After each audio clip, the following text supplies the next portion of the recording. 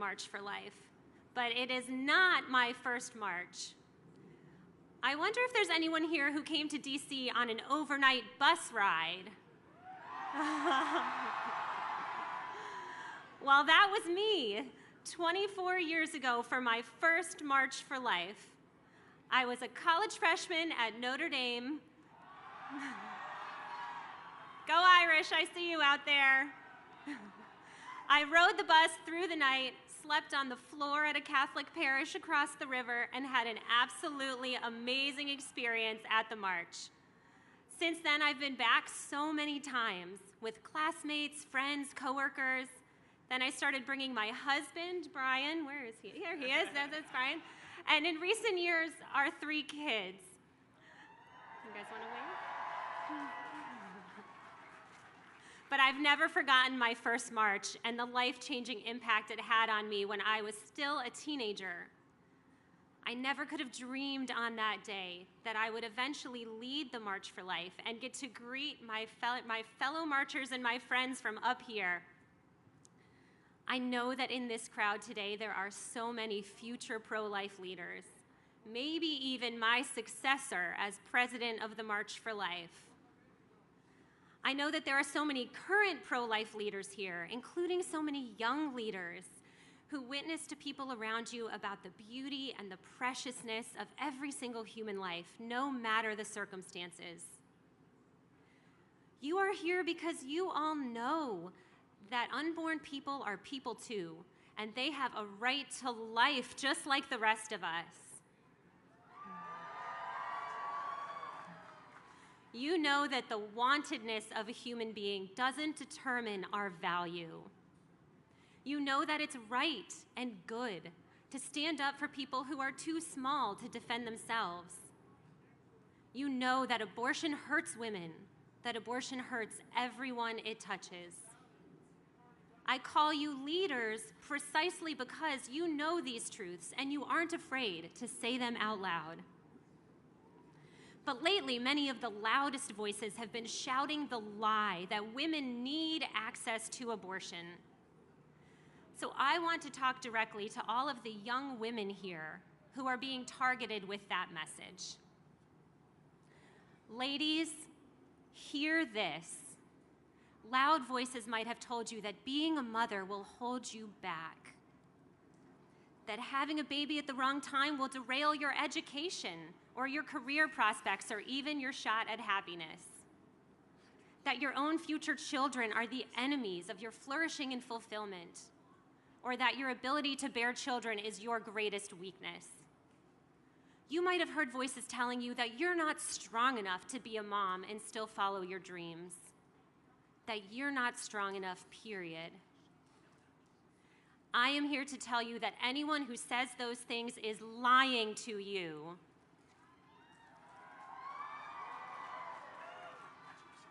You are strong enough. Motherhood is so empowering. It will make you tougher and happier and more fulfilled than you ever imagined possible. Motherhood will stretch you. Your heart will grow and grow and grow, no matter the circumstances. And if you are ever in a situation where you can't care for your baby, you are strong enough to entrust your child to another loving family through adoption. Don't ever let anyone tell you that you aren't. Young men, I want to talk to you for a minute too. Don't let anyone tell you that the way to love the women in your lives is to support abortion, let alone push them towards abortion when things look tough.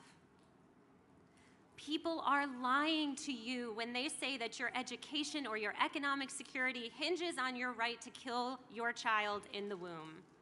That is not what you or the women you love need. It will not make you happy. The women you love need men who are strong and confident enough to embrace the beauty and the messiness of life, no matter the circumstances. That's real love and real strength.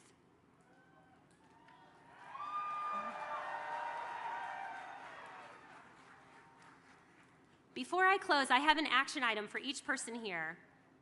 When you get home, take a few minutes to get to know the resources available in your area for pregnant women who need a hand.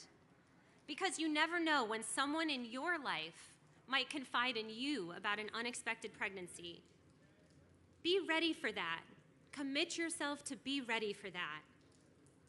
Know who they can call or who you can call for them to get medical care, parenting classes, diapers, wipes, baby clothes. And be ready to be the person they can turn to for a hug. Be ready to be the voice telling them that they are strong enough. Since I was announced as the next president of the March for Life, some people have asked me if we're done marching because Roe versus Wade was overturned. What do we think about that? No, of course we're not done. We will keep marching here in Washington until abortion is not only illegal, but unthinkable. And we still have work to do.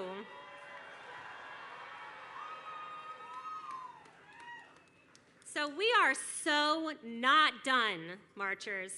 I am certainly not done. I'm just getting started here at the March for Life.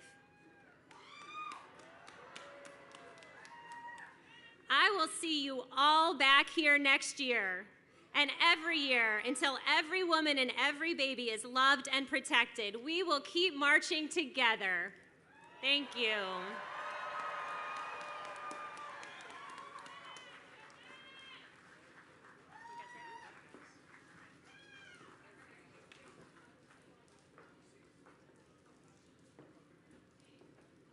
Okay, isn't she awesome? Yeah, I feel the same way. All right.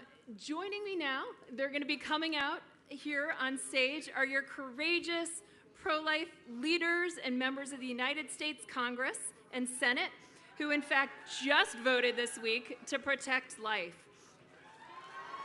Yeah. Please, give it up for these guys and gals, please.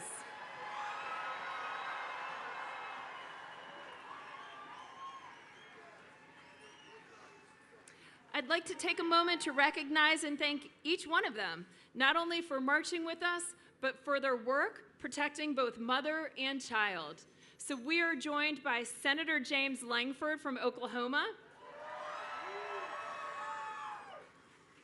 And if you're from the state of this representative, be sure to really cheer loudly here. Okay, anyone from Alabama for Senator Katie Britt? Senator Joni Ernst from Iowa. Senator Cindy Hyde-Smith from Mississippi. Senator Pete Ricketts from Nebraska. And moving to the U.S. House of Representatives, Congressman Andy Biggs from Arizona. Congresswoman Julie Fedorchak from North Dakota. A little closer to home, Congressman Andy Harris from Maryland. Congressman Bob Latta from Ohio. Yeah, got a lot from Ohio. Congressman John McGuire from Virginia. Congressman Bob Onder from Missouri. We'll be hearing from him in a little bit. Congressman Chris Smith from New Jersey. Congressman Derek Van Orden from Wisconsin. We're also blessed to have among us today Governor Jeff Landry from Louisiana. We are so honored to be joined by these elected leaders who are fighting for life across the nation and on Capitol Hill. I'm also delighted to be joined today by two incredibly dedicated leaders in Congress, Leader Thune and Speaker Johnson. We're honored to have both the U.S. Senate Majority Leader, John Thune of North Dakota,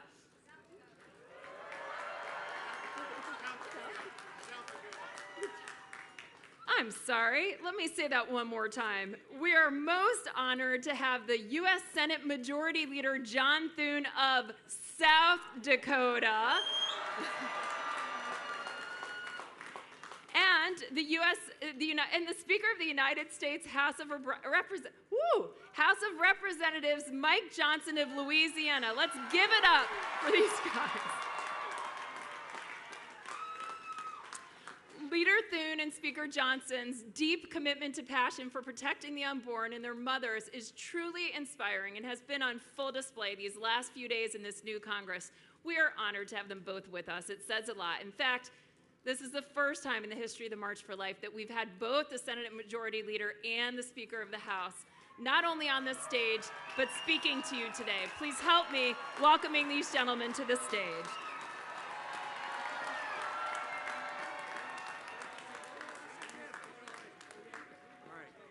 Move this or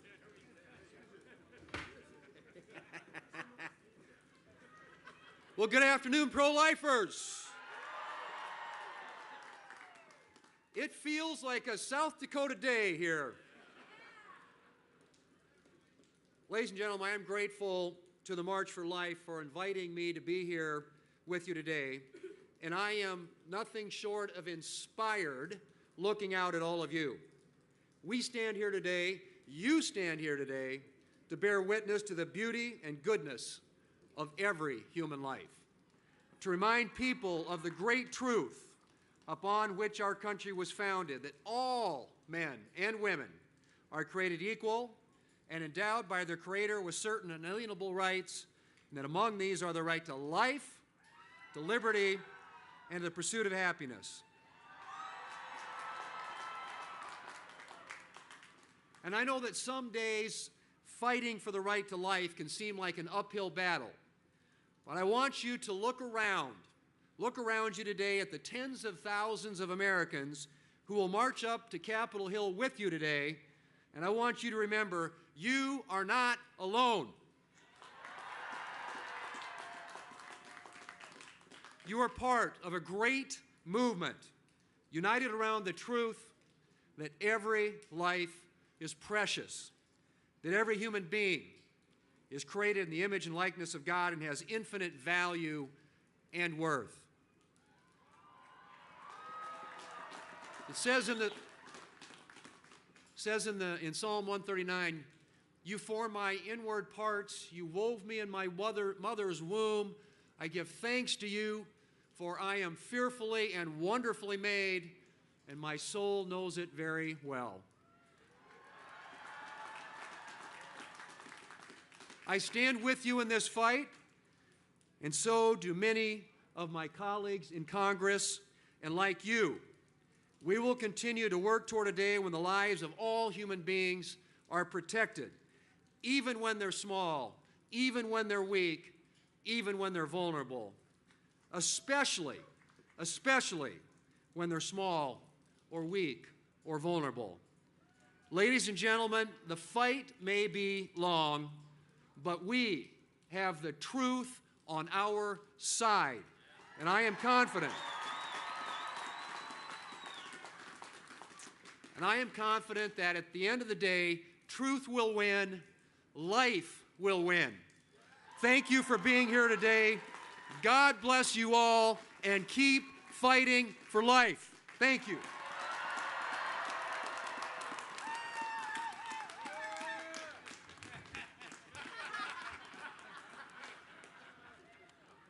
Good morning or afternoon. We're so glad that you've joined us here in Washington, D.C. Thank you for making the trip. It really is a great encouragement to all of us to see all of you, so many pro-life Americans here to stand and march for the sanctity of human life. I stand here with these colleagues of mine, these leaders for life, and it means so much to us to see all of you. For 52 years, this event has united millions of pro-life Americans just like us for the common purpose that we believe that every child has the right to life. For 2 decades, before I was elected to Congress, I served as a constitutional law attorney, and I litigated cases to defend our fundamental freedoms like religious liberty and the sanctity of human life. And now in this role that I have as Speaker of the House, I'm working to defend those freedoms in a different way. And the good news is there are many leaders here in Congress, just like the ones standing behind us here, who are committed to doing that same thing. And of course, my friends, It is a new golden age in America, and now we have President Donald J. Trump back in the White House.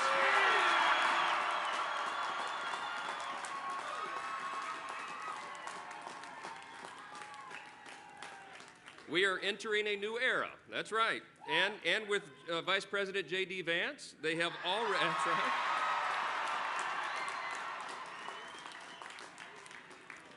This new White House has already shown its resolve.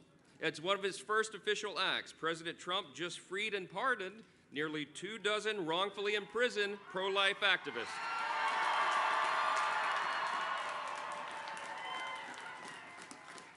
And I don't know if you saw his executive order on gender, but it defines life as beginning at conception rather than birth. And in Congress just yesterday, the House passed the Born Alive Survivors Protection Act.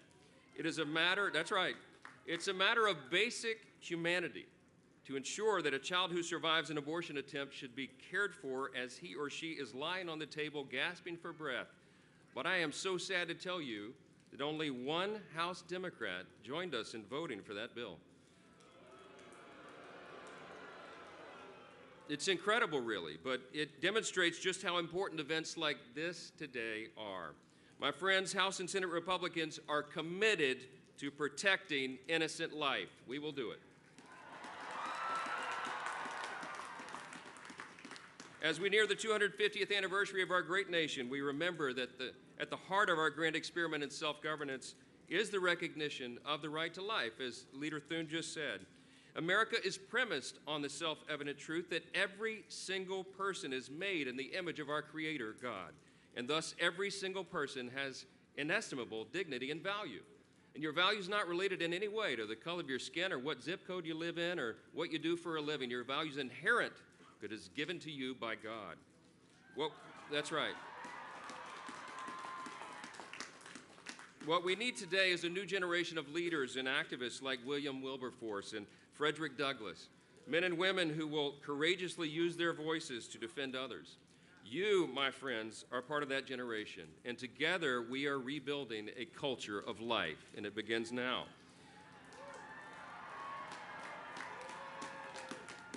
By sharing your time and influence, by volunteering to assist pregnancy resource centers, all the very practical ways that we can assist, using our voices, using our influence, it's going to make a difference. I'll close with this. I was born in January 1972. It was almost exactly 1 year before Roe v. Wade became the law of the land. I was the product of an unplanned teen pregnancy, and I am so eternally grateful that my mom and dad ignored all the people who told them to just take care of that problem, and they chose to embrace life and to have me, the first of their 4 children. If they...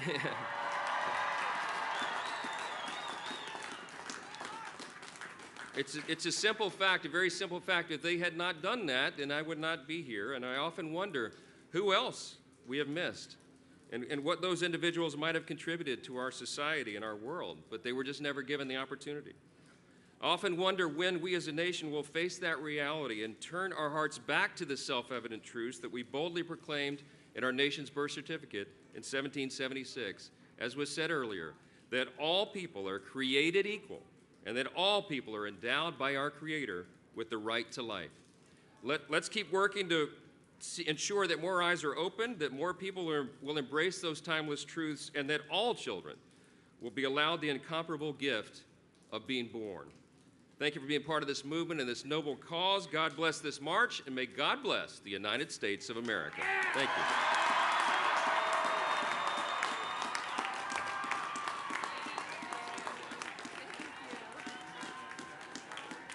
Thank you both, Leader Thune and Speaker Johnson, for your bold leadership on this critical human rights issue. Thank you for prioritizing legislation that will save babies who survive attempted abortions in every state across the nation. We, the pro-life movement, had a very important win in November in Florida, largely thanks... I think you know what's coming here. So largely thanks, or I should say who's coming here. Largely thanks to Governor Ron DeSantis.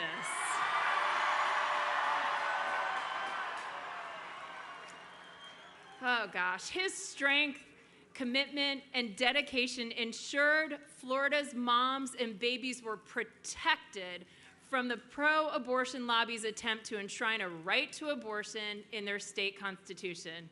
Folks, let's give a warm welcome to Governor Ron DeSantis and First Lady Casey DeSantis and family. Welcome.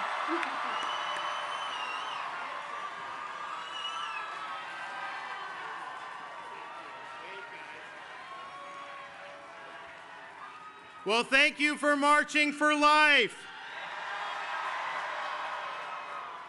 You know, I kind of feel like we have a lot of momentum. So there's this issue that the president has introduced, which I'm supportive of, to say the Constitution doesn't give birthright citizenship to people that are here illegally. I think that's the decision of the Constitution. But it's interesting, not everyone likes that.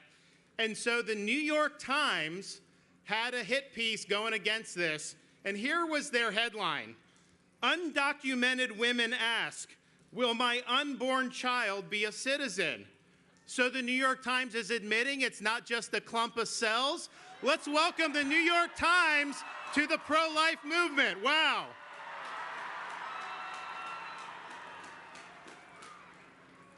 Here is what you should be asking your elected officials to do on the issue of the sanctity of life. Show courage in defense of the unborn. That's what we need from the people that we elect to the office. The sanctity of life does not depend on poll results. It doesn't depend on which way the wind is blowing. It's an enduring truth, and it represents the foundation of our society, which in our original founding document, which we will celebrate next year, the Declaration of Independence, declared that we hold these truths to be self-evident, that all men are created equal, and we are endowed by our Creator with certain unalienable rights, beginning with the right to life itself.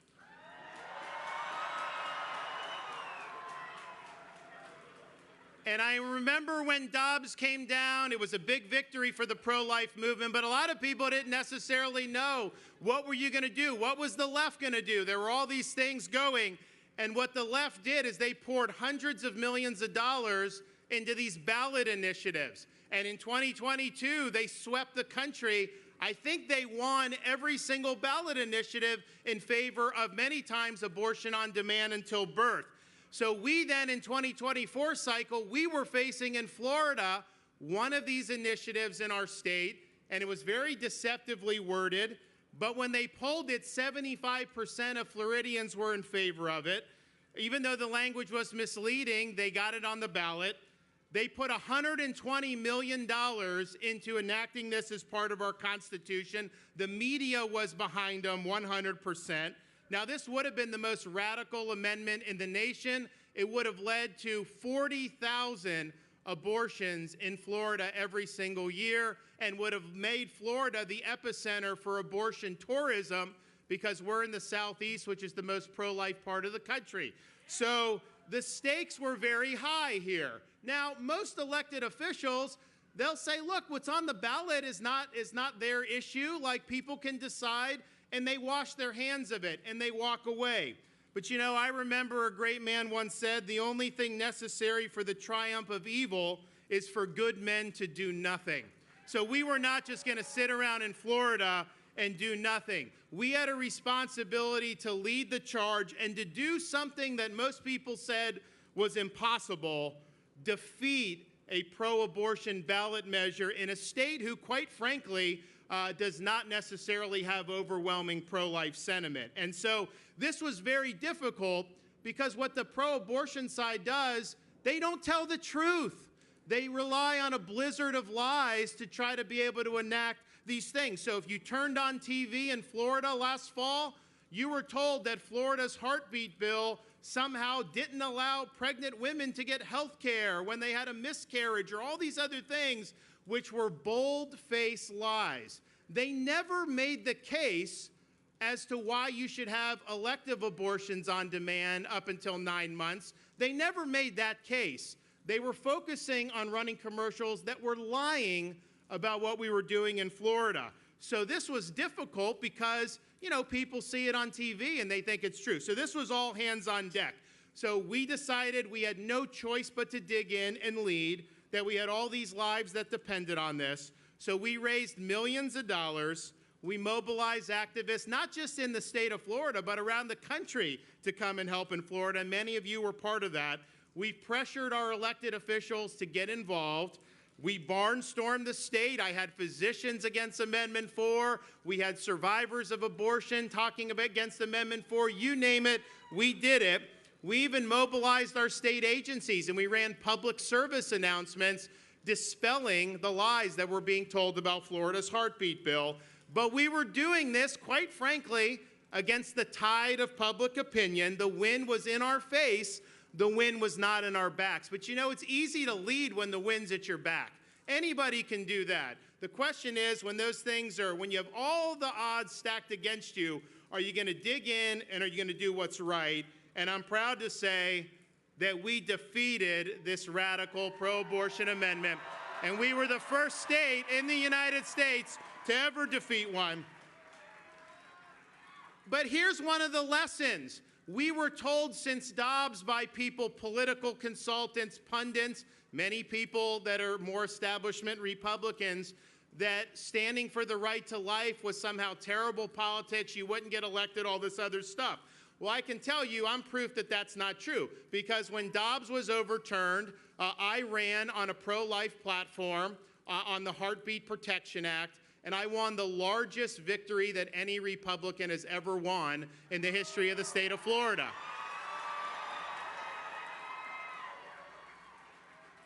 And I can report to you now, years later, not one single member of the Florida legislature has been defeated for voting for Florida's Heartbeat Protection Act. Not one has been defeated as a result of that.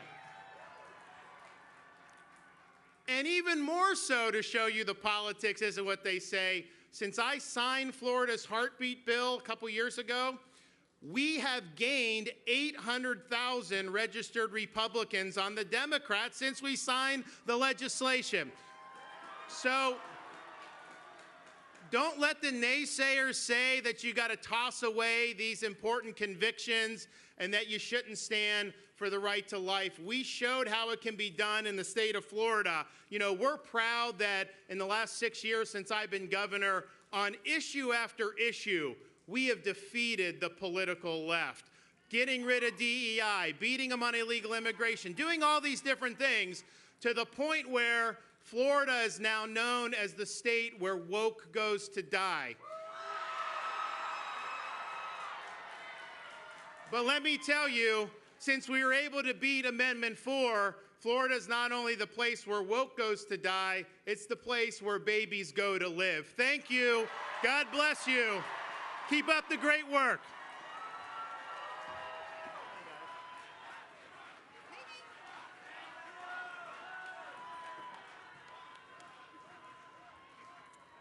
Thank you, Governor DeSantis.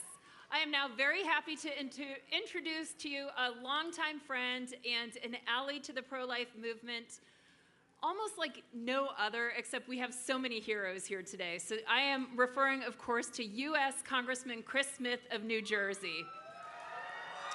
Congressman Smith has served as co-chair of the Congressional Pro-Life Caucus for over 4 decades, tirelessly working on behalf of unborn children and their mothers. Please help me in welcoming to the stage Congressman Chris Smith. Thank you. JD, thank you so very much, and Jenny, thank you. The March for Life Committee, what an amazing march, and you do it with such just power. And all of you here today, thank you so much. I met my dear wife, Marie, 52 years ago in the pro-life movement. So to you young people, it can become a dating service. And we've been working the pro-life issue ever since. But from that perspective, both Marie and I have never been more hope-filled than we are today. Thank you, all of you, for being here. Today's March for Life, in our opinion, is an engraved invitation to each and every one of us to seriously recommit and rededicate ourselves to the defense of the weakest and the most vulnerable, to recommit with love and compassion, even for our opponents who don't wish us well, to tangibly assist women, especially through the extraordinary work of pregnancy care centers, in order to protect their precious babies, but also to protect their lives. Thank you, Knights of Columbus, for getting so many ultrasounds into those pregnancy care centers. And their Marist poll just found that 83% of Americans, and I hope the media will take note, support pregnancy care centers. Pregnancy care centers, as all of you know, are under siege by some politicians, but especially by Planned Parenthood, or should I call Child Abuse Incorporated, an organization that has killed over 10 million babies in their clinics. We must end all taxpayer subsidies to Planned Parenthood. Today, we recommit to exposing abortion methods, which the other side never wants to talk about, to a society that has chosen to be blind to the realities of brutally dismembering helpless babies with sharp curettes, knives, and the kids, as we know, feel pain from at least the 12th week on as they're being dismembered, and also the poisoning of babies by literally starving them to death with the abortion pill. I asked the Secretary General of the United Nations in a meeting, Gutierrez, in my office, do you know how the pill works? Because the UN and the WHO, they're all handing it out all over the world. I said, it starves the baby to death. I'm all into world hunger, mitigating it. I've offered 2 bills that passed the House on global food security. He says he's for that too. And yet they're starving little children, and then many of those kids are literally flushed down the toilet. We thank President Trump for defeating not 1, but 2 extremist pro-abortion candidates, Clinton and Harris, and for his amazing, amazing defense of unborn children. We give thanks to God that abortion President Joe Biden is gone, but his morbid legacy of packing the judiciary with abortionists, using executive orders to kill more children, and then integrating one great program like the VA healthcare or global health with abortion. He has hijacked so many programs. President Trump's going to reverse that, and JD Vance. Let me just conclude by saying that President Trump has done more to protect innocent children than any other president in history. I've been here since 1980 as a member of Congress. We've had great presidents. Ronald Reagan, he was great. Trump has done even more, and then thank God he's back. Since the reversal of Roe versus Wade, achieved by 3 Supreme Court justices that he appointed, and Justice Alito, who's from our old hometown in Hamilton, New Jersey, half the states have enacted laws to protect the unborn child, saving about 200,000 or more children. We are winning. Kids are surviving because of that reversal. The bottom line, ladies and gentlemen, pro-lifers are a people of persevering faith in God through prayer and fasting. We will bear any burden. We will endure any attack. We know that the cruel injustice of abortion need not be forever, and that each day, despite setbacks, many unborn children and their mothers have been protected, and they're thriving. We have hope, and we have just begun. Thank you.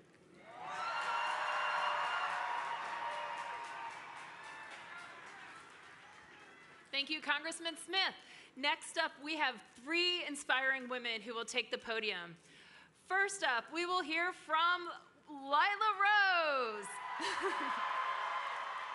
author, podcast host, and the president and founder of the pro-life organization Live Action. Following Lila, we will hear the courageous testimony of Dr. Catherine Wheeler. Dr. Wheeler, a certified OBGYN physician who serves on the board of the American Association of Pro-Life OBGYNs. And then last, but definitely not least, we will be joined here at the podium by our youngest speaker today, Miss Hannah Lape. Hannah is a student at Wheaton College and president of Wheaton's Voice for Life Student Pro-Life Club. Help me welcoming to the stage Lila, Dr. Wheeler, and Hannah.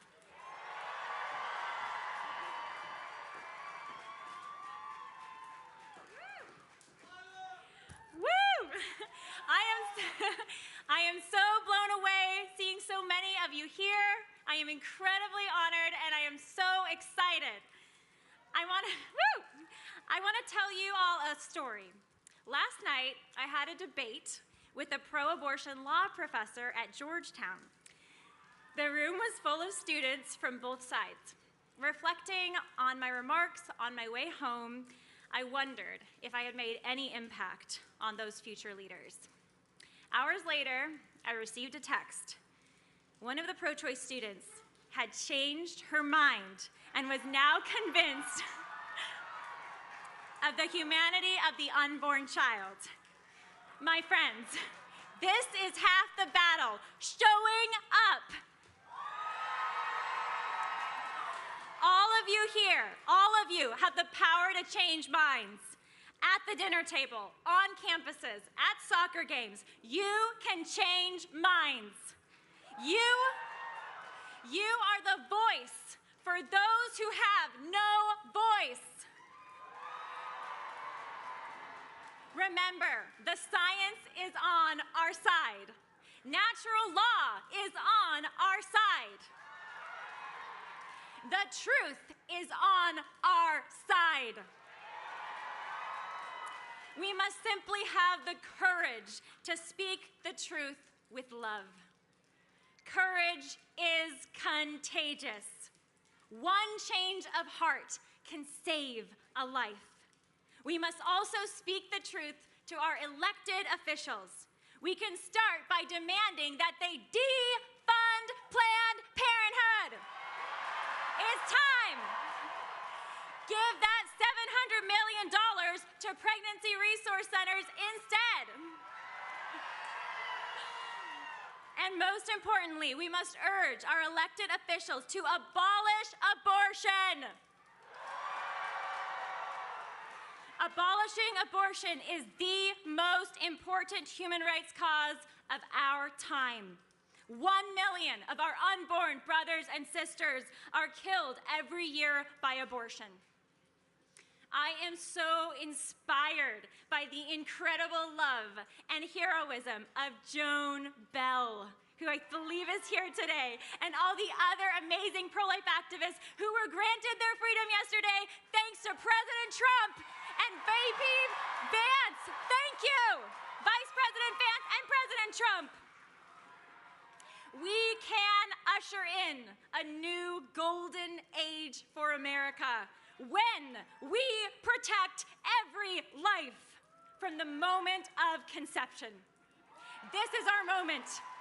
I am so proud of all of you, and I'm so proud of what our nation is and will become by God's grace.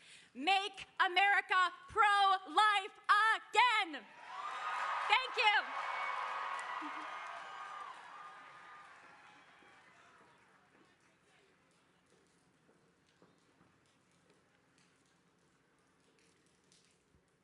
I'm taller. Have you ever looked back and thought, well, I shouldn't plan any of this for my life, yet life has a way of getting you right exactly where you need to be. I never planned to be an OBGYN. I never planned to be a mother. But then in medical school, I had an unplanned pregnancy. First thing I thought was, my life and my career are over, because isn't that what they tell us women? But the first person I told said, you're going to be an amazing mother. That's amazing. And more women need to hear that. So I immediately fell in love with this little one. Couldn't believe the love and the miracle of getting to grow a baby. My first rotation back after having my first child was OB. And there I was in the room watching my first birth and just falling apart weeping at the beautiful miracle of life. It became a passion for me. I was absolutely hooked. It was my greatest joy right underneath having my children. But then I went to residency, and in residency, I was introduced to abortion, specifically for babies with special needs that we would have called birth defects and anomalies. And we were told in that situation, it's a woman's right to choose. You're not here to judge. If you care about women, this is one of the things that we do in medicine. So for the first time, we didn't talk about the baby or healing. We instead talked about terminating and ending. And for the first time, we completely disregarded and actually intentionally took the life of one of our patients. That was the way I thought about abortion as I did them, that I was helping women. Until one day, and I can't tell you what happened, why, but suddenly the blinders came off. And for the first time, I actually saw the baby I was about to kill with horror. And for the first time, I actually felt the evil presence in the room of what was behind abortion. Somehow I did that abortion. I don't know how. I never did another abortion in my life. And it's been a long road to become 100% pro-life. Yes, thank you, God. My patients always told me the truth about abortion. They told me about how abortion harmed them, about their regret. They would cry to me about their abortions. But when I went to the literature as now somebody who believed in God and knew the horrors of abortion, I found that tragically they had been lying to me. But my patients told me the truth. I had somebody ask me on an airplane once, how in the world, when you've done something that horrible, do you even get up? And I'll tell you, I came to know Jesus, and I came to know his love. Thank you, God. I came to know his love and forgiveness. And so only because of Jesus can I stand up in front of you today, and only because of Jesus can I tell people the dignity, the humanity, and the amazing miracle of babies, and that abortions not only take innocent lives, but they harm women too, and they harm all of us. So I am here today. If you've had an abortion, as an abortionist, I want you to know how sorry I am. And I know that there are people listening who've participated in abortion in some way who don't yet know love and forgiveness, and that you don't have to carry this burden anymore. And to you I say, please contact me. I would love to talk with you, the American Association of Pro-Life OB-GYNs. And this is why I march. Life is an incredible, beautiful miracle, and God's grace is available for every single one of us. God bless you.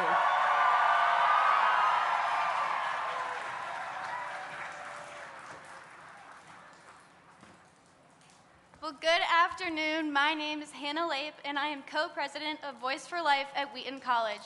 For 40 years, Voice for Life has existed to build a culture of life on Wheaton's campus and to serve local moms, babies, and families. Wheaton is so excited to be here this morning, and we'd like to thank Jeannie Mancini for inviting us to carry the March for Life's historic banner. In 1970, Planned Parenthood committed its first clinical abortion in Syracuse, New York, only blocks away from the hospital where I was born in 2002. This abortion was the first in a decades-long genocide that has taken the lives of 65 million boys and girls in the United States alone. With these 65 million, we mourn too for their mothers. If the abortion industry truly cared for women, it would admit the lethal danger of abortion drugs. It would stop leveraging public confusion for political gain, and because abortion is never medically necessary, it would offer both patients in every pregnancy life-affirming care, mom and baby. Today, we affirm that the pro-life generation will not rest until every single abortion facility in our nation closes its doors for good. We will march until every child is protected by federal law, until abortion is unthinkable, and until every pregnant woman receives excellent prenatal care. With the new administration and the fall of Roe v. Wade, the next 4 years of America's history will be defined either by courage or by cowardice.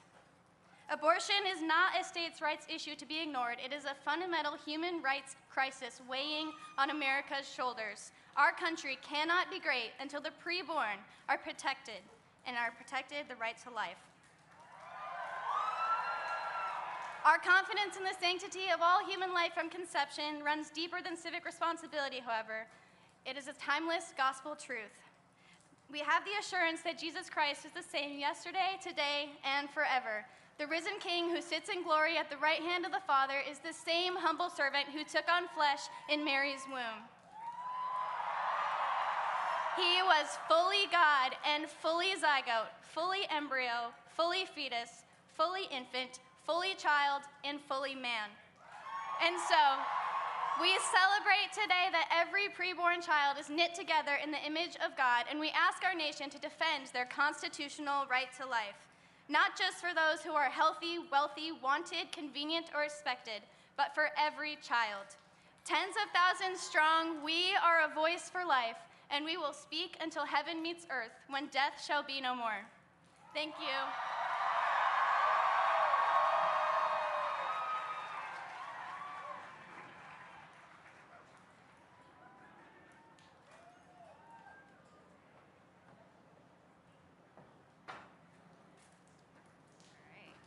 Well, thank you so much, Lila, Dr. Wheeler, and Hannah. Next up, we have two more inspiring speakers. First up is Beverly Jacobson, joined by her daughter, Verity. Beautiful. Verity is so beautiful. You will see. Beverly will share what inspired her to begin her nonprofit, Mama Bear Care. Following Beverly, and I should say Beverly's husband is also joining her up here. Following Beverly is Josiah Presley, another incredibly inspiring story.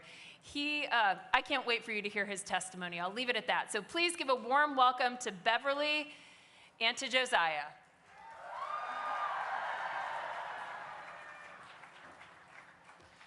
Are there any mama bears here today?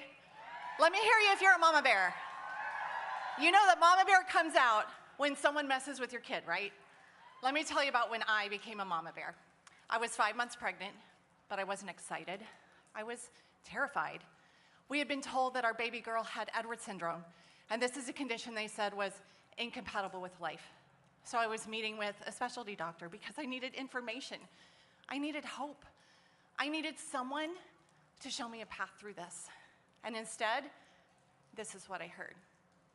So, you're here to talk about your retarded daughter. He went on to say that if she survived, she would be a drain on the family, mentally, emotionally, and financially. Well, let me tell you, Mama Bear woke up. And something changed in me that day. And it changed the course of our whole journey. Because as Mama Bear rose up, so did hope. A fierce love swept over me, driving me to find the tender care that my baby needed. And look, Verity is here with us today. She is about to celebrate her 8th birthday. Yeah. She is such a gift from God. Now, I'm not going to sugarcoat anything. This has not been an easy journey. But as we began to find our new normal, we started reaching out to other families who were on this journey. And over the last few years through our nonprofit ministry, we have been building an army of mama bears rising up to fight for these precious kids. Because these mama bears are told over and over that abortion is the logical next step after they get a prenatal diagnosis. But these mama bears need hope. They need to know that there are people and resources to help them. And most of all, these mama bears, they need to know that their baby bears are a gift from God who deserve to be celebrated. I want to invite you to join the Mama Bear movement. You can learn more and get connected with our ministry at mamabearcare.org. And this is where we advocate for fierce love and tender care. So why do I march for life? I march for life because Verity deserves to be celebrated.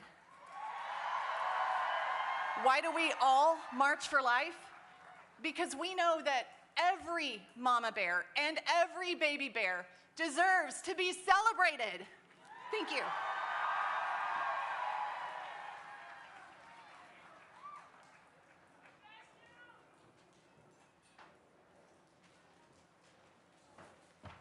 Good afternoon. On behalf of the Abortion Survivors Network, I want to thank you all for being here today. I'm adopted from South Korea, and 2 months into my birth mother's pregnancy with me, she decided to have a DNC abortion. This is a type of abortion where the doctor goes into the mother's womb and rips the baby apart and brings them out in pieces. At the time, they thought everything had gone according to plan and they sent her home. But it wasn't until a few months later that she realized that the abortion had actually failed and I was still very much so alive. At this point, I was kept and born later on that year. I lived in a foster home for 13 months and then was adopted into the Presley family and raised here in the States.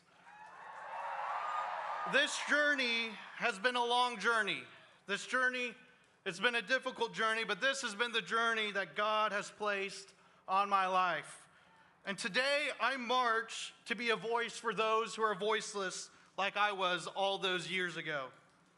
Today I march because when I was unseen and devalued, my God had a different plan.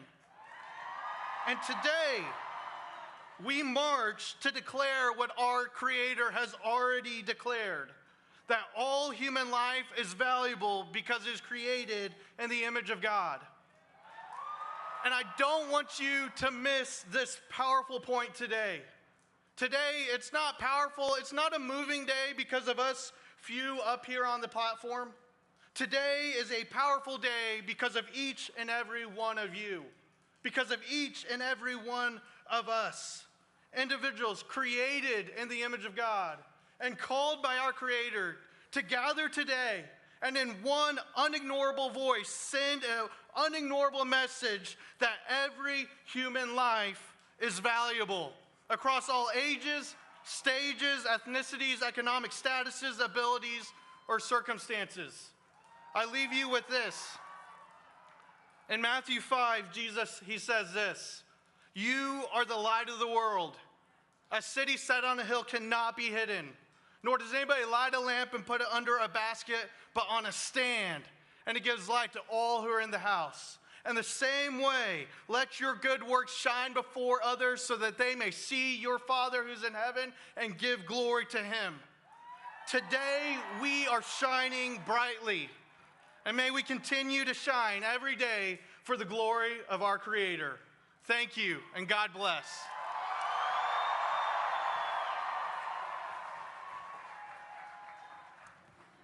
Thank you, Beverly and Josiah, for sharing your very, very powerful testimonies. Stories like theirs highlight the need for life-saving legislation at the federal level, like the Born Alive Abortion Survivors Protection Act that passed just this week in the House, and that the House passed and the Senate voted on just this week.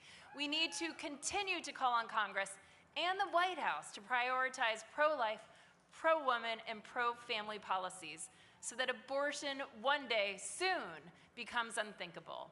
Right now, you are going to have the opportunity to contact your elected officials and the White House, calling on them to protect the most vulnerable among us. So here's what I'm going to ask you to do. You've done this before.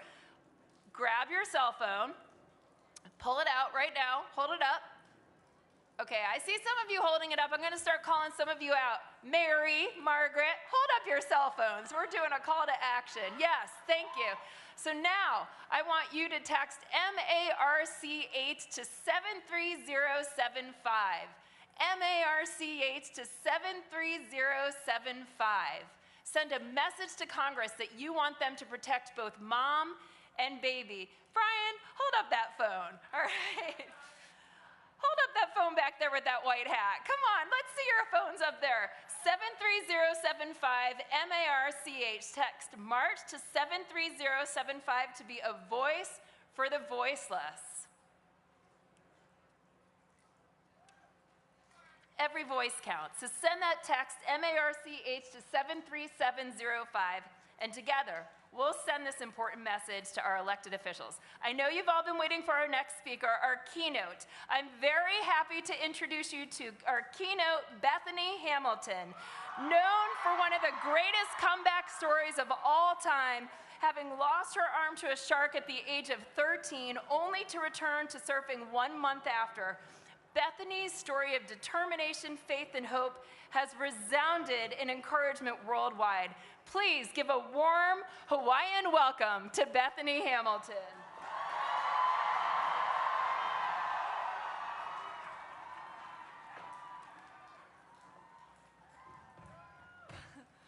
Aloha! Woohoo!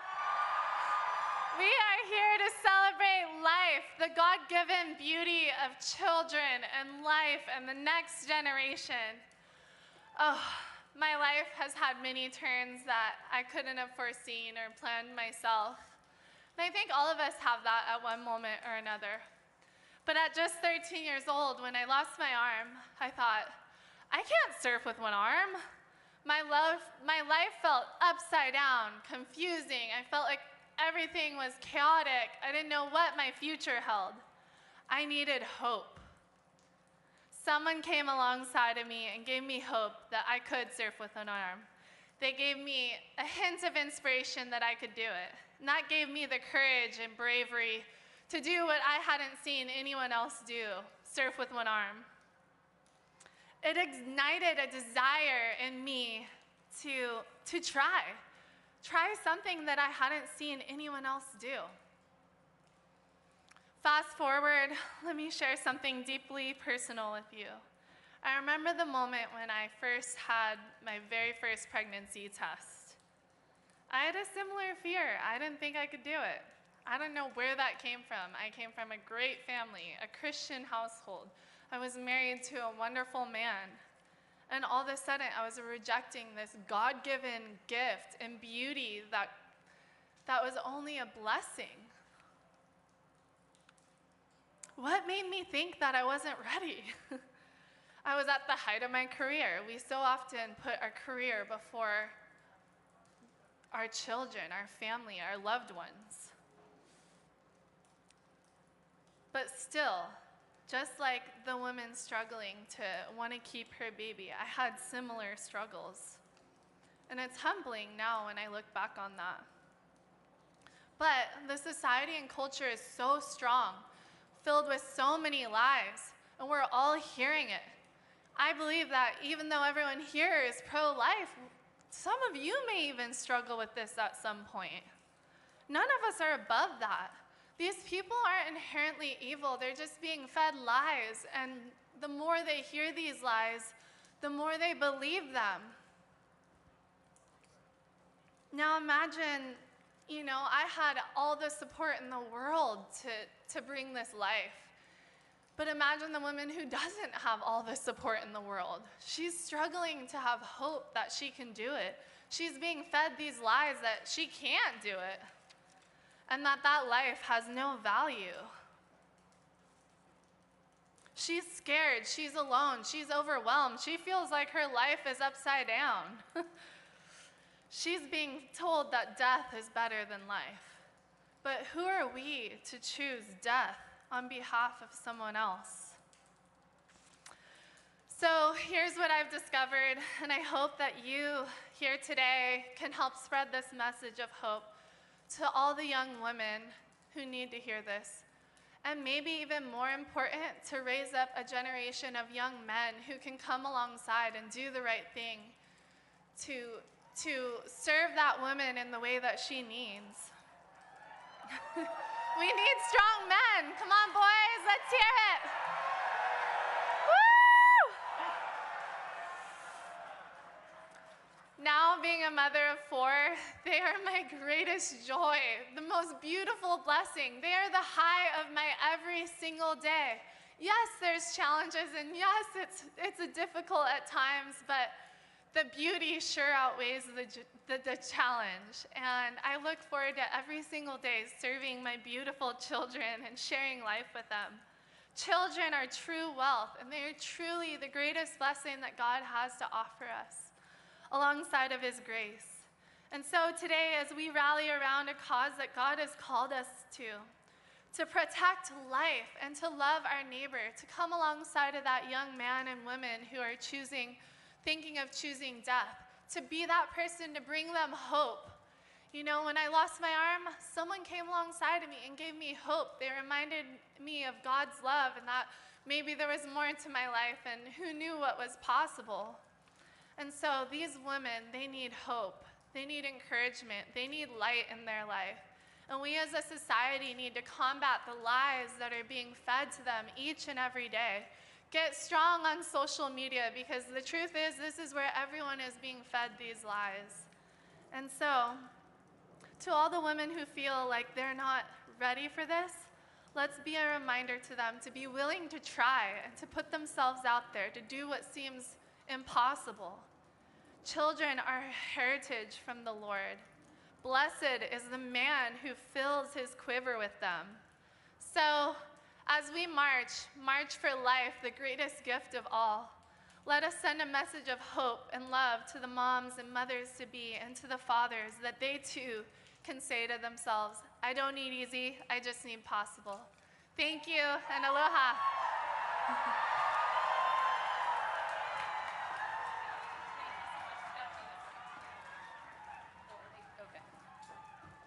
Okay, and now I'd like to announce a very special video.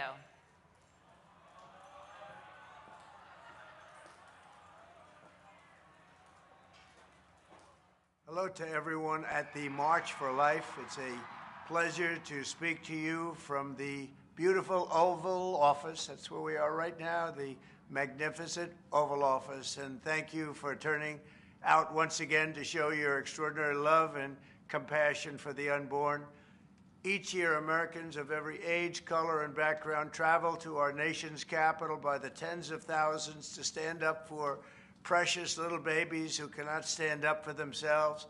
I am proud to be the first president ever to have joined you in person.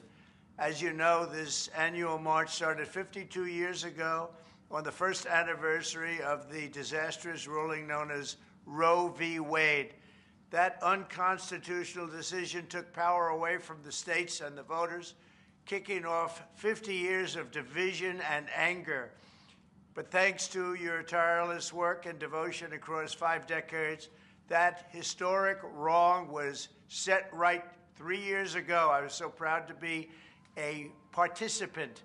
6 courageous justices of the Supreme Court of the United States returned the issue to the state legislatures and to the people where it belongs. It became a vote of the people.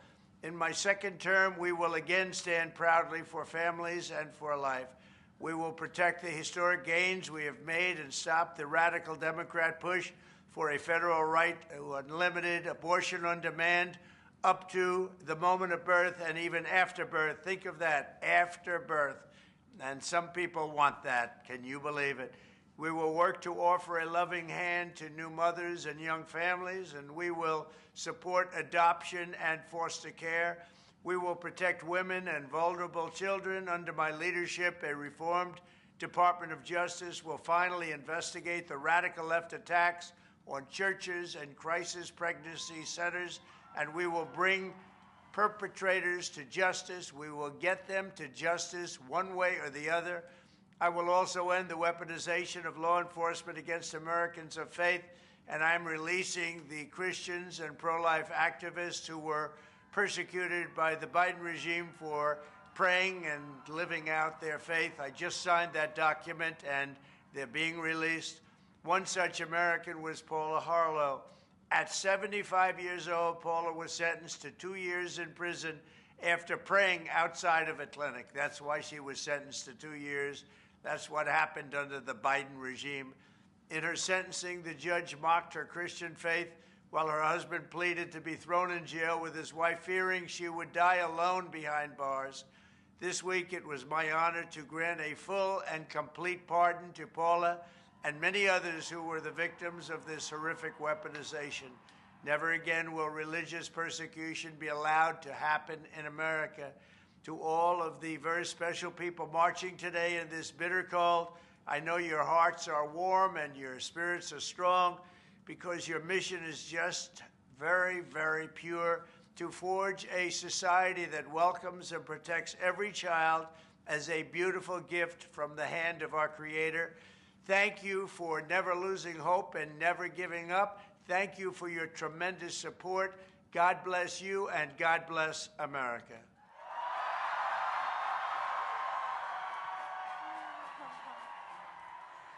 Wow, how about that, right? I heard President Trump tell a reporter this morning that he would be watching the March for Life today. So let's let him hear our gratitude for those strong pro-life policy commitments.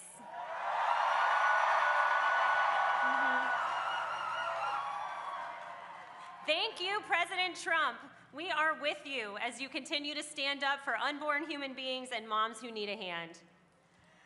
I also want to acknowledge a few members of the President's senior domestic policy team who are here today. These are the people who will be working on the pro-life policy agenda, so you can keep them all in your prayers. My friends, the Director of the White House Domestic Policy Council, Vince Haley, is here, Deputy Director Heidi Overton, and Special Assistant to the President, Wells King. Thank you all for being here and for your hard work. Well, last time I was on this stage, I said I was just getting started, and I'm looking forward to seeing you all back here next year. It is now my honor to introduce to you someone else who is just getting started, and who I certainly hope will be back here marching with us again in years to come. In his first public event since he took the oath of office just a few days ago with his beautiful young family by his side, please help me welcome your Vice President of the United States, JD Vance.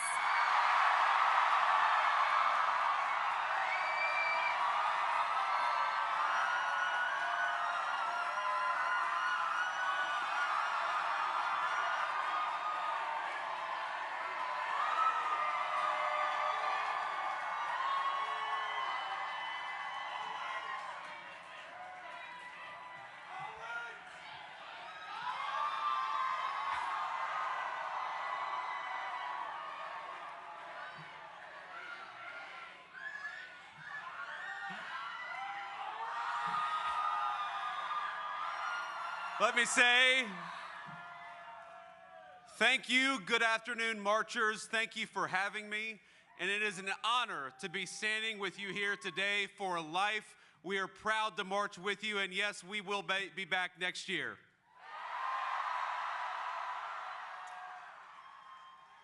The excitement, the passion, the unwavering conviction that every single person here on the National Mall clearly feels.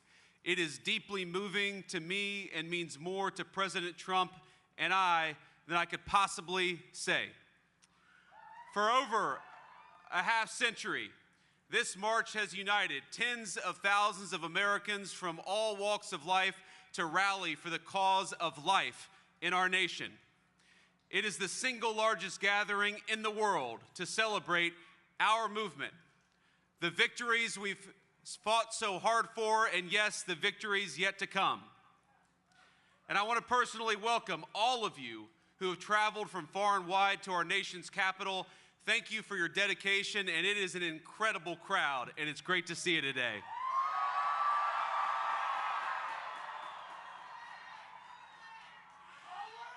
You know, on Monday, we were forced to move all of the inauguration events indoors because of the bitter cold, and it was cold.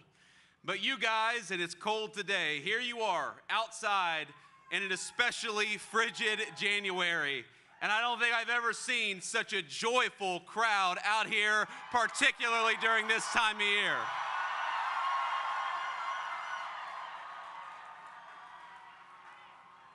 Now, as you all know, the event theme this year is life, why we march. And there are obvious answers to the implicit question it poses. We march to protect the unborn. We march to proclaim and live out the sacred truth that every single child is a miracle and a gift from God.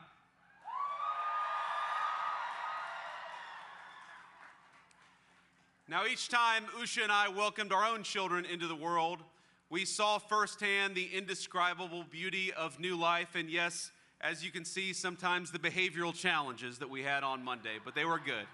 They were good. And watching all three of our kids grow, learn, and become who they are today has been the single greatest blessing of our lives. Now, every parent here knows that feeling, that awe at a newborn child. It is our responsibility to cherish and to protect it. But thinking about the question of why we march, there are also some subtler, but equally more important answers to that question that I want to reflect on today. Now, the task of our movement is to protect innocent life. It's to defend the unborn, and it's also to be pro-family and pro-life in the fullest sense of that word possible.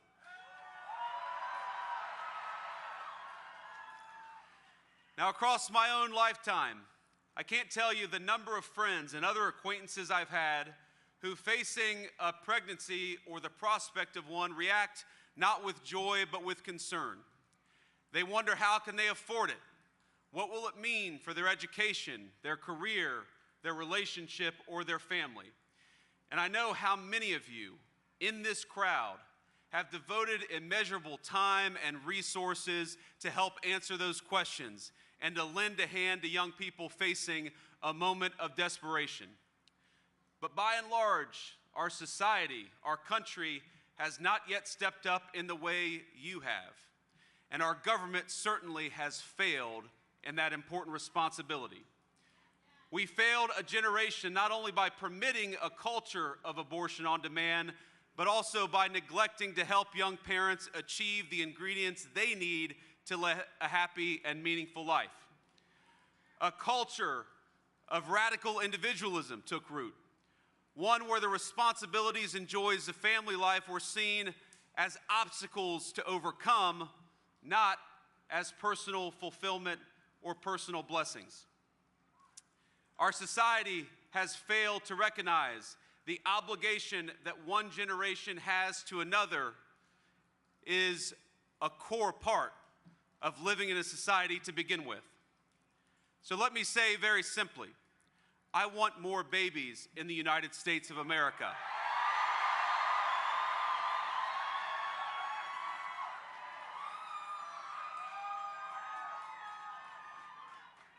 I want more happy children in our country. And I want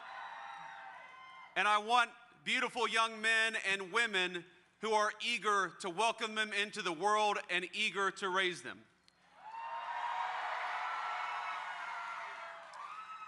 And it is the task of our government to make it easier for young moms and dads to afford to have kids, to bring them into the world, and to welcome them as the blessings that we know they are here at the March for Life.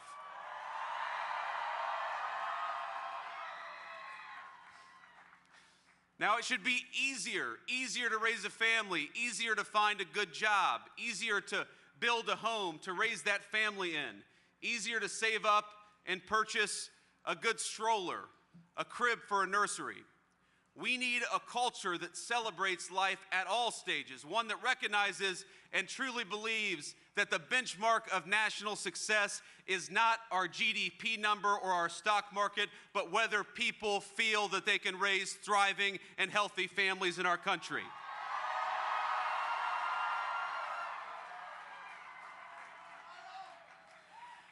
And that brings me back to where we stand today.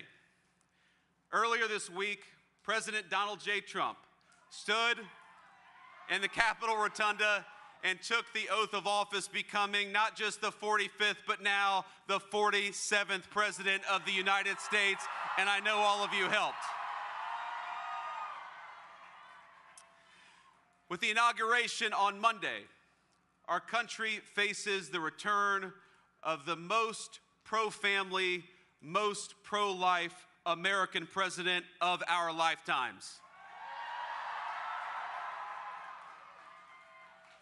Now, this is the man who delivered on his promise of ending Roe, giving us a monumental, earth-shattering decision in Dobbs. The man who appointed hundreds of pro-life judges dedicated to defending the constitutional liberties of all Americans. And the man who supported pro-family policies like doubling the child tax credit, which happened during his first administration and which we're going to do so much more on in the second administration. Now he's back, and we're going to do it again.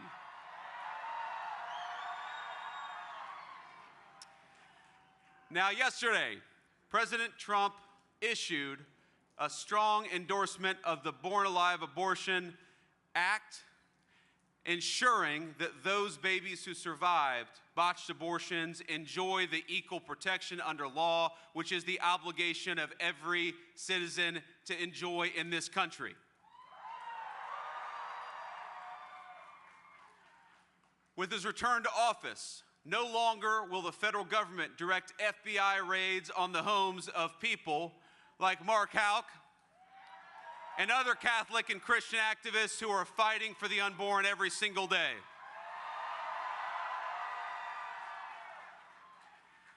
And no longer will our government throw pro-life protesters and activists, elderly, grandparents, or anybody else in prison. It stopped on Monday, and we're not going to let it come back to this country.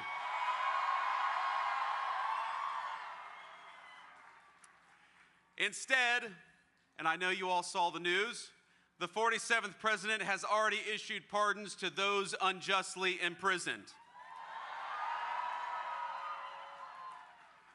And I want to be clear that this administration stands by you, we stand with you, and most importantly, we stand with the most vulnerable and the basic principle that people exercising the right to protest on behalf of the most vulnerable should never have the government go after them ever again.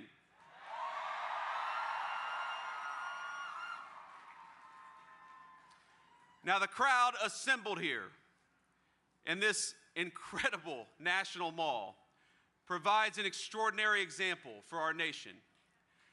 You donate to diaper banks, you help find housing for those in need, you help fund the crisis pregnancy centers that give help to young women and young men in a time of crisis. You guys are the beating heart of the pro-life movement, and you've saved many lives already, and you're going to save more again.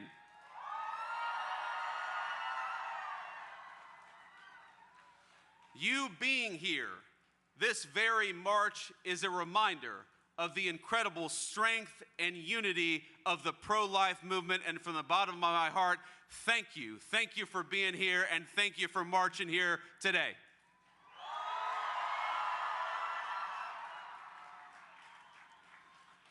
And most importantly, in your works, you remind us that the March for Life is not just a single event that happens on a frigid January day. The March for Life is the work of the pro-life movement every single day from this point forward.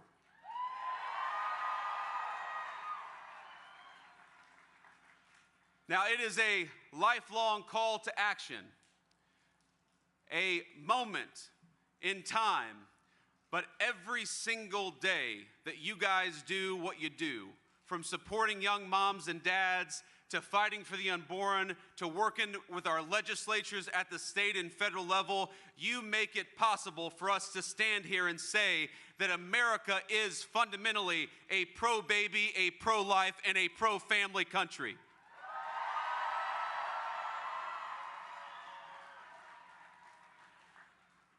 Now, I hesitate to give you all advice because I can see there are young and old people who have been in the pro-life movement, some of you for longer than I've even been alive, and I'm grateful to you.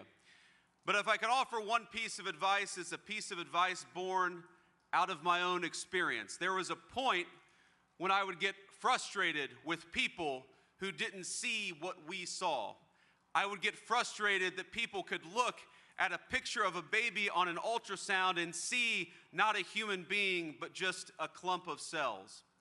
But one of the things that being a father has taught me, and one of the things that being in politics has taught me over the last couple of years, is that it is a blessing to know the truth, and the truth is that unborn life is worthy of protection.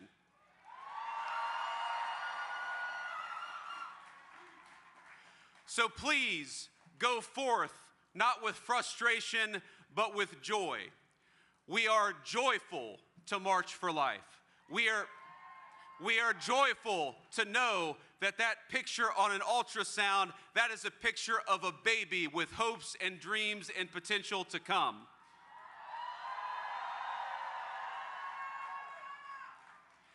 It is a joy and a blessing to fight for the unborn, to work for the unborn, and to march for life. God bless you all, and thank you for having me. It's an honor to be with you.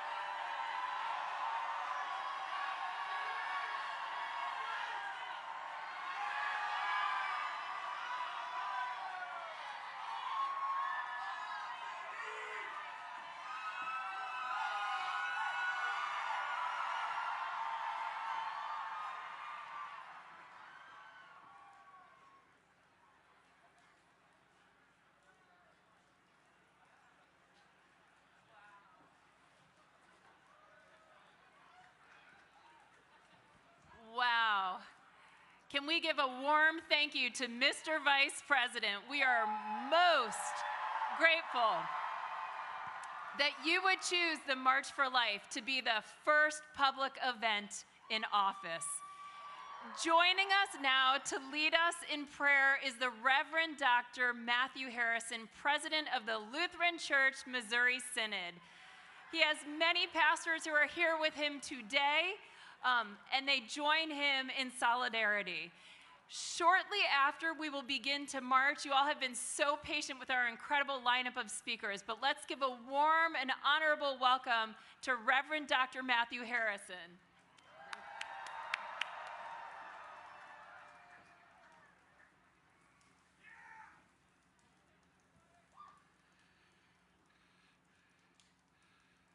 Why do we march? Because the blood of Jesus Christ, God's Son, cleanses us from all our sins. Why do we march? Because many consciences in America have died, and we believe in resurrections, and we say, Lazarus, come out. Have I got my guys coming? Have I got my homies? They tell me my homies are coming. We are the pro-life Lutherans, the LCMS, and we have a doxal. They're not coming. So the God of peace, who brought again the dead from the God of peace who brought again from the dead our Lord Jesus, the great shepherd of the sheep, by the blood of the eternal covenant, equip you with everything good, that you may do his will, working in us that which is well-pleasing in his sight, through Jesus Christ, to whom be glory forever and ever. Amen. Let's rock and roll.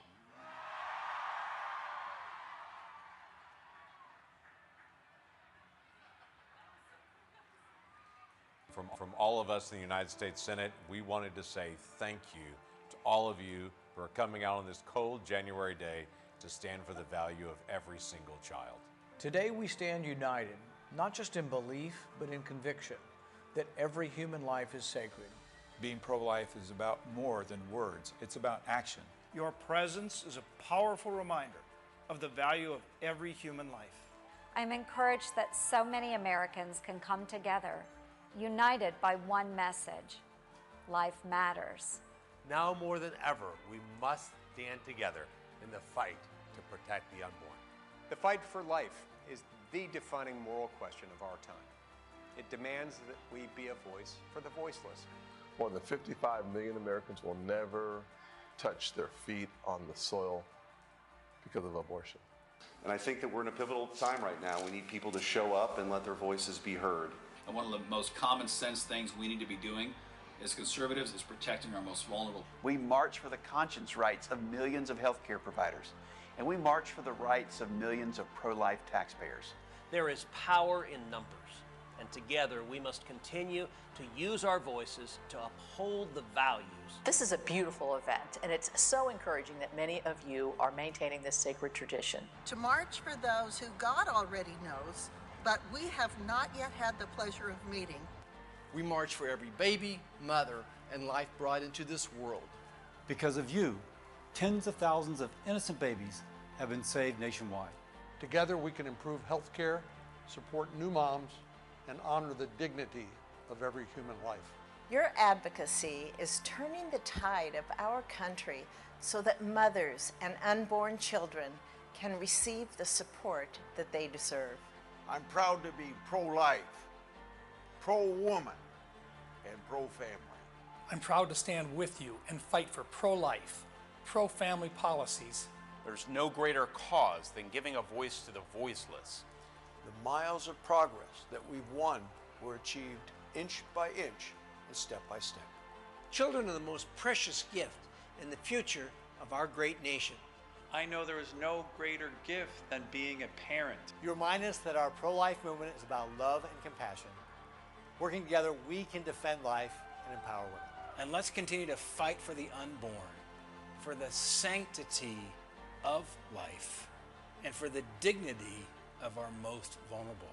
But it's because of you that I am inspired that we can create a culture from coast to coast that both values and protects life. Just know that you have my gratitude for your incredible courage, for standing up for the most fundamental right of all, the right to life. Your efforts have helped enact policies that respect the value of every person, especially vulnerable mothers and children. We thank you for that. We thank you for your commitment. Thank you all for standing up for what we believe in. And thank you for everything you will continue to do to fight for the rights of the unborn. I'm with you, and we continue to work for life. Thank you. Every life matters, and you're showing it by being here today. God bless all of you, and God bless the mothers and the unborn babies. God bless you in your stand. Thank you for your witness, your courage, and your tenacity. Keep on lifting up your hearts in prayer. Keep on lifting your voices in the public arena. And keep on marching for life.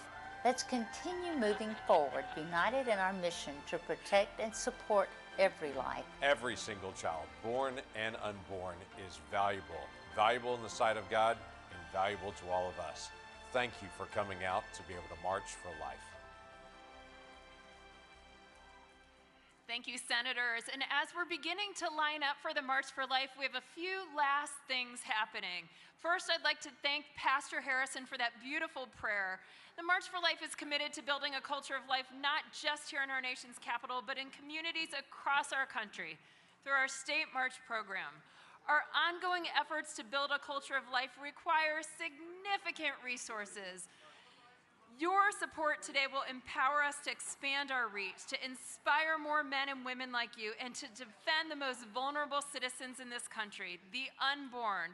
For those of you who are watching live and for those of you who are getting ready and lining up to march, I can't tell you how much we would appreciate your support of the March for Life. Your support of the March for Life will help us to be able to do more state marches. We would be so very grateful if you would consider today making a financial gift of $20 by texting GIVE, G-I-V-E, to 73075. G-I-V-E to 73075. Together we can make a difference in every state, one step at a time. And to tell you just a little bit more about our state marches, our very own Senior Director of the State March Program, Erin Getz, will join us here on stage shortly. And here she is. Thank you, JD Mancini, my incredible president of the March for Life. Can we hear it for her last March for Life as president? Let me get a round of applause for Jeannie. What a record year 2024 was for the State March program. We marched in 16 capitals across the country, double that of the year before. We are so grateful to our local partners who helped make this possible. It is incredibly inspiring to see thousands of you marchers come together here for Mom and Baby from all the way in Connecticut to California. Many of our incredible partners and affiliates are here on stage with me, so I'm going to ask them to wave. We have California. We got Ohio.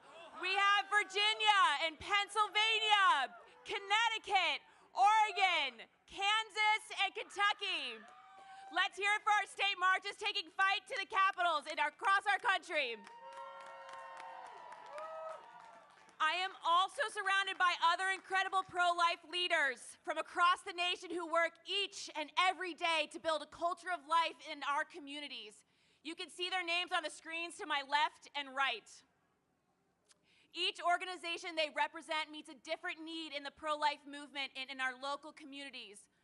With over 65 million Americans lost to abortion and millions of women and families wounded, the work for all of us is not over.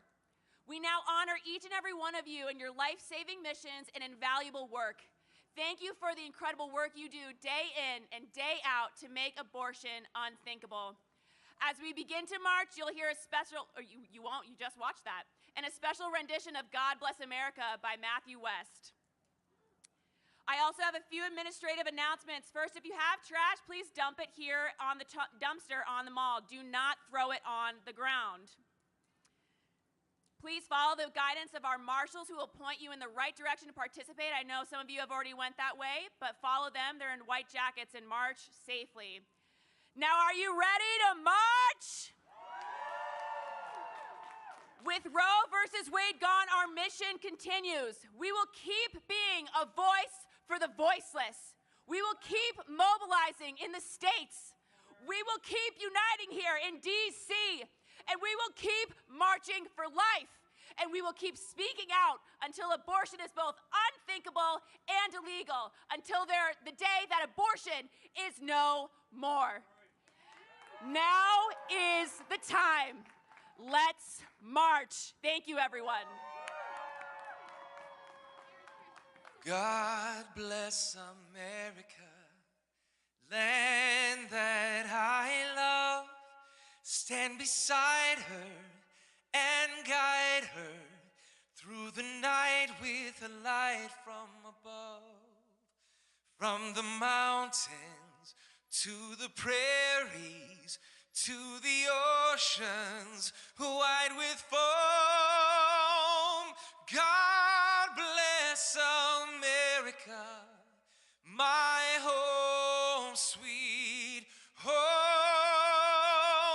God bless America, my home, sweet home.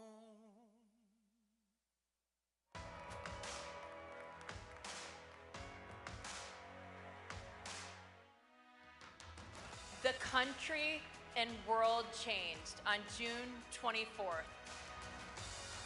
With the overturn of Roe and the Dobbs decision, the states are all the more important. After the Dobbs decision, abortion policy is returned to the elected representatives of the people. And so being here in state capitals to stand up for life is more important than it's ever been before.